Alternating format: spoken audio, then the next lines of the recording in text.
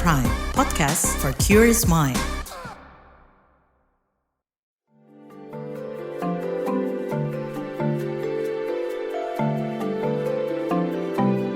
Saga, cerita tentang nama, peristiwa, dan fakta.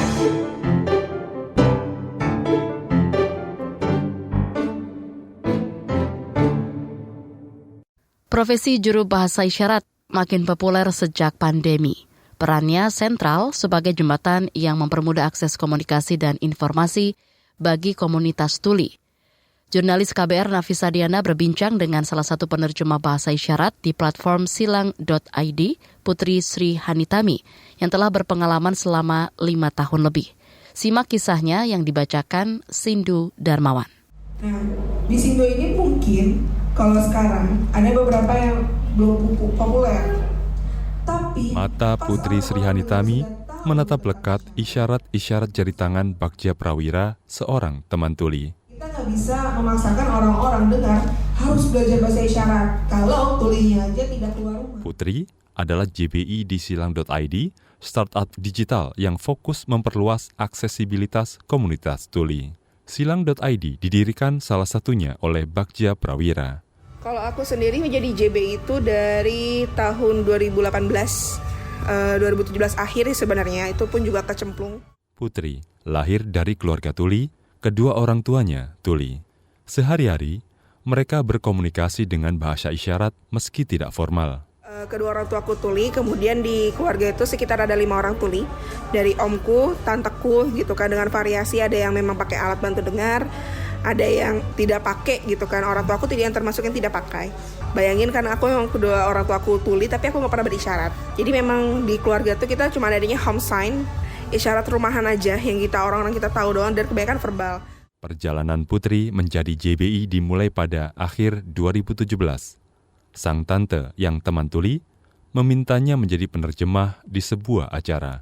Meski awalnya ragu karena merasa tak mampu, Putri akhirnya setuju. Akhirnya ada acara dadakan, dia datang, dia ngajak saya untuk jadi JB. Bener-bener itu full cuman pakai tangan yang nggak jelas gitu kan. Dulu tuh masih nggak tahu artinya apa, dan ya udah gitu. Sampai akhirnya diajak terus dan belajar otodidak, di mana ngelihat teman-teman sejawat yang lainnya gitu yang udah senior, cara memperhatikan mereka menjuru bahasakan dari lisan ke isyarat, isyarat ke lisan, gimana etikanya itu pun aku belajar sendiri otodidak. Pandemi menjadi titik balik bagi teman tuli. Mereka sempat kesulitan mengakses informasi soal COVID-19 karena acara-acara online tidak menyediakan juru bahasa isyarat.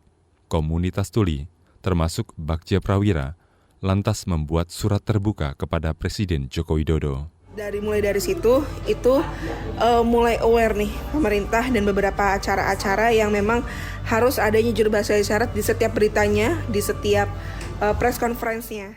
Ini juga merupakan titik balik bagi para JBI seperti Putri. Ia kian sibuk karena banyak tawaran masuk. Klien pun bisa datang dari mana saja. Contoh misalkan ada klien dari Surabaya, kita bisa menjumlahkan dari Jakarta gitu, tanpa kita harus fisik ke sana gitu, harus datang ke sana. Atau misalkan dari luar Pulau Jawa, sedangkan memang kan banyak teman-teman JBI itu di Jawa itu banyak. Tapi di beberapa daerah itu juga ada, tapi sedikit. Nah itu kan yang kekurangan SDM-nya di situ tuh yang mungkin selama pandemik ini justru jadi membantu. Penghasilannya pun lumayan meski tentatif karena statusnya freelance. Mereka bisa mendapatkan sekitar 1 juta hingga 10 juta rupiah per bulan. Putri pernah menjadi JBI sampai 4 kali dalam sehari dengan rekor terlama sampai 12 jam. Kita biasanya mainnya tanya durasi. Aku pernah nge-JB dari jam 1 siang sampai jam 1 malam. Kakak sendiri? Enggak. Bergantian. Tapi itu tetap aja capek. Itu lagi posisinya lagi organisasi. Itu lagi musyawarah pergantian posisi lah ya, jabatan. Ada pergantian, jadi ada sidang yang lainnya itu kayak, ini lama banget kapan sih ini, cuman beda diksi, beda ini loh. Udah. Tak dipungkiri, ia kadang didera kelelahan mental. Tangannya juga berisiko terkena gangguan saraf jika terlalu intens menerjemahkan. Kadang overwhelm dengan, karena kan kita sebagai akses jembatan komunikasi informasi gitu kan, Dimana obrolannya itu kalau misalkan di beberapa di tema-tema khusus, entah itu tentang mental health, entah itu tentang kekerasan atau apa yang lain, mungkin kita bisa aja jadi PTSD gitu kan. Takutnya kita juga ikut ke trauma, ke trigger dan yang lain-lainnya. Di sisi lain, banyak cerita berkesan. Seperti saat ia mendapat klien teman tuli dari Sulawesi, Putri sempat kerepotan karena varian bahasa isyarat yang digunakan berbeda. Beruntunglah, ada jalan keluar. Nah, kendalanya adalah di mana kita udah nggak gitu menangkap isyaratnya, sinyalnya juga jelek. Entah sinyalku, entah sinyalnya si tuli gitu. Dibantulah aku sama tuli lain yang menurut aku isyaratnya lebih jelas. Jadinya ada 2 kali translasi tuh, di mana si tuli Sulawesi berisyarat, diterjemahkan sama tuli dari Jogja temanku, yaitu aku menjurubahasakan lisannya melihat dari si tuli yang Jogja. Putri juga berkesempatan mendapat beragam pengetahuan baru, sebab kliennya berasal dari bermacam latar belakang. Karena kan sekarang di Indonesia itu kan bukan kayak di luar negeri ya. Kalau di luar negeri itu, misalkan di bidang kesehatan, ya JBI khusus kesehatan, hukum, JBI khusus hukum, politik, JBI khusus politik, gak bisa campur tuh. Tapi kalau di Indonesia kan, satu JBI itu bisa semuanya. Itu bikin kayak, nambah wawasan ya, nambah pengetahuan. Tak sedikit juga momen yang membuat Putri terharu. Salah satunya ketika memfasilitasi para teman tuli yang menjadi makeup artist atau MUA di sebuah pentas teater.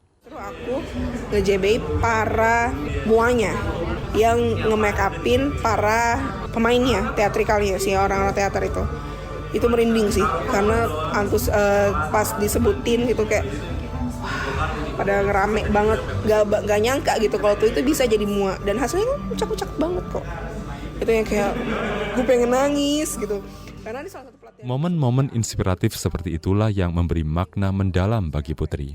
Juru bahasa isyarat bukan semata pekerjaan yang mendatangkan uang, melainkan juga kebermanfaatan. Ya balik lagi sih, kalau aku pengen emang seneng bisa ketemu dengan teman-teman tuli, apalagi juga bisa bermanfaat ke merekanya, dimana kita memberikan akses informasi, menjembatani akses informasi tersebut. Yang paling happy banget adalah saat mereka mengerti apa yang kita sampaikan. Itu yang sangat di-happy-kan banget sih, kalau ngerti gitu. Terus dia ngertinya itu nggak cuma sekedar ngerti gitu kan ya, kadang-kadang kayak kita juga ya, tapi mereka ada actionnya. Itu kayak something new yang sebelumnya mereka mungkin nggak pernah ngelakuin karena tidak ada yang akses. Demikian Saga KBR, saya Sindu Darmawan.